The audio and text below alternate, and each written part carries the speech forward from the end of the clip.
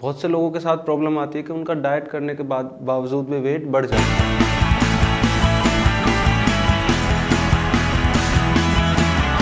Hello everyone, this is Akshay Chaudhary and welcome to our fitness YouTube channel CritFit. तो ये समझने के लिए हमें थोड़ा सा पीछे चलना होगा।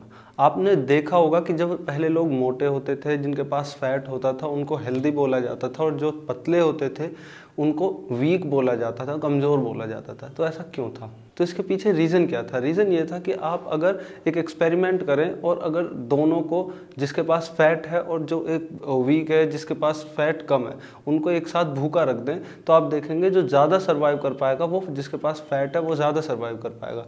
तो पहले ऐसा ही होता था, लोग सर्वाइवल मोड पर जीते थे, इतनी फैसिलिटीज़ नहीं होती थी, ना इतने खाने की चीज़ें हमारे पास आसानी से अवेलेबल होती थी। तो इसके पीछे मेन रीज़न यही था, जिसके पास ज़्यादा फैट होता था वो ज़्यादा सर्वाइव करने में उसको हेल्प करता था फैट। यही सेम होता है जब भी हम कैलोरिक डेफिसिट डाइट में होते हैं। अब कैलोरिक डेफिसिट डाइट क्या होती है? कैलोरिक डेफिसिट डाइट होती है जितनी एनर्जी हमें पूरे दिन के काम करने के लिए चाहिए होती है, उससे हम कम एनर्जी खाने के थ्रू लेते हैं।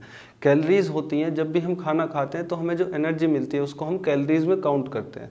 तो जब भी हम जितनी हमें पूरे दिन के लिए एनर्जी चाहिए होगी उससे कम एनर्जी लेंगे, उसको हम कैलोरिक डेफिसिट डाइट बोलते हैं। तो इस तरीके की डाइट में क्या होता है, बॉडी फैट स्टोर करना शुरू कर देती है। उसको लगता है कि अब बॉडी का सर्वाइवल टाइम आ चुका है, उसको खाना इजीली नहीं मिलेगा, तो उसके लिए वो क्या करती है, फैट स्टोर करना शुरू कर देती है, ताकि आगे जब खाना ना मिले तो बॉडी को एनर्जी अपने फैट से मिल। तो आपको इसके लिए एक चीज़ जो ध्यान रखनी होगी वो ये है कि आपको बहुत ज़्यादा कैलोरिक डेफिसिट डाइट पर नहीं जाना, बहुत ज़्यादा अपना खाना कम नहीं करना, उससे उल्टे नुकसान भी हो सकते हैं, जिससे कि आपका क्या होगा, फैट स्टोर होना शुरू हो जाएगा। तो ये था हमारा फर्स्ट पॉइंट। सेकंड पॉइंट, जब हम कैलोरिक डेफिसिट डाइट पर होते हैं जिसकी वजह से वेट गेन हो पाता है, वो है न्यूट्रिशन। जब भी आप क्या करेंगे कि जितना खाना आपको चाहिएगा उससे कम खाना खाएंगे, तो जितना न्यूट्रिशन बॉडी को चाहिए होता है वो न्यूट्रिशन कम हो जाता है। जैसे कि जितने हमें मिनरल्स और वाइटामिन चाहिए होते हैं वो हमारी बॉडी को नहीं मिल पाते, और मिनरल्स और वाइटामिन जब नहीं मिल पाएंगे तो बॉडी में डेफिशिएंसी होगी, जिसकी वजह से और सारी प्रॉब्लम्स आ जाती हैं। तो आप जब भी कोई डाइट फॉलो करें या जब भी आप कैलोरिक डेफिसिट डाइट पर जाएं, इसके लिए आपको जो ध्यान रखने वाली चीज़ है वो ये है, आपको किसी भी ब्रांड के मल्टीविटामिन्स ले लेने चाहिए। थर्ड पॉइंट है कंसिस्टेंसी। जब भी हम इतना hard to follow diet plan बनाते हैं तो हम क्या करते हैं, उसको ज़्यादा टाइम तक फॉलो नहीं कर पाते, जिससे क्या होता है, हमारी कंसिस्टेंसी ब्रेक होती है और जो रिजल्ट्स हमें उस डाइट प्लान से मिलने चाहिए थे वो नहीं मिल पाते। आपको ये समझना होगा, 1 महीना या 20 दिन का कोई डाइट प्लान नहीं होता, आपको लंबे समय तक डाइट फॉलो करनी पड़ेगी अगर आपको रिजल्ट्स चाहिए। तो कंसिस्टेंसी ब्रेक ना हो उसके लिए आप क्या करेंगे, अपना डाइट प्लान इस तरीके से डिज़ाइन करेंगे जिसको आप लंबे समय तक फॉलो कर पाएँ। फोर्थ पॉइंट आता है हमारा वर्कआउट। वर्कआउट से मतलब ये है कि जो भी वर्कआउट की जिस टाइप का आप वर्कआउट कर रहे हो, जो भी उसकी डिमांड है, आप उसको फुलफिल करो। सपोज आप HIIT कर रहे हो, तो HIIT में बीच में हम ज़्यादा से ज़्यादा रेस्ट ले सकते हैं, 2 से 3 मिनट का भी रेस्ट ले सकते हैं, बट जब आप मूवमेंट को करोगे तो उसमें क्या होना चाहिए, उसमें आपकी इंटेंसिटी, आपकी मैक्सिमम इंटेंसिटी होनी चाहिए, आपकी इंटेंसिटी हाई होनी चाहिए। वहीं आप अगर कार्डियो कर रहे हो तो आपको ये ध्यान रखना है कि उसमें आप बिना रेस्ट के करो, उसमें रेस्ट कम से कम हो और आप उसको लंबे समय तक लगातार कंटिन्यूअस वे में करते जाओ। वेट ट्रेनिंग में भी, वेट ट्रेनिंग में अगर आप स्ट्रेंथ वर्कआउट कर रहे हो तो उसमें आपको ध्यान रखना होगा कि रेप्स कम हो और उसमें आपके जो वेट आप लिफ्ट कर रहे हो वो ज़्यादा से ज़्यादा हो। वहीं अगर आप हाइपरट्रॉफी के लिए कर रहे हो तो उसमें वेट मीडियम होगा और उसमें रेप्स भी 8 to 12 मीडियम रेंज के होंगे। और वहीं आप अगर रेजिस्टेंस ट्रेनिंग कर रहे हो तो उसमें आप रेप्स बढ़ा दोगे, 20 तक भी लेकर चले जाओगे, और बीच में जो रेस्ट होगा वो भी आपको कम करना होगा।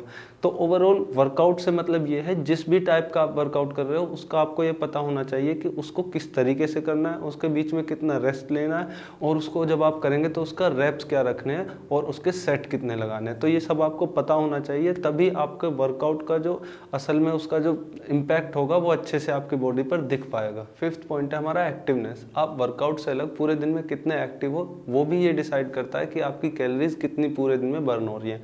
तो आपको पूरे दिन में वर्कआउट से अलग भी एक्टिव रहना है। इसका मतलब ये नहीं है कि बिल्कुल आप वर्कआउट कर कर पूरे दिन रेस्ट कर रहे हो या फिर बिल्कुल एक्टिव नहीं हो।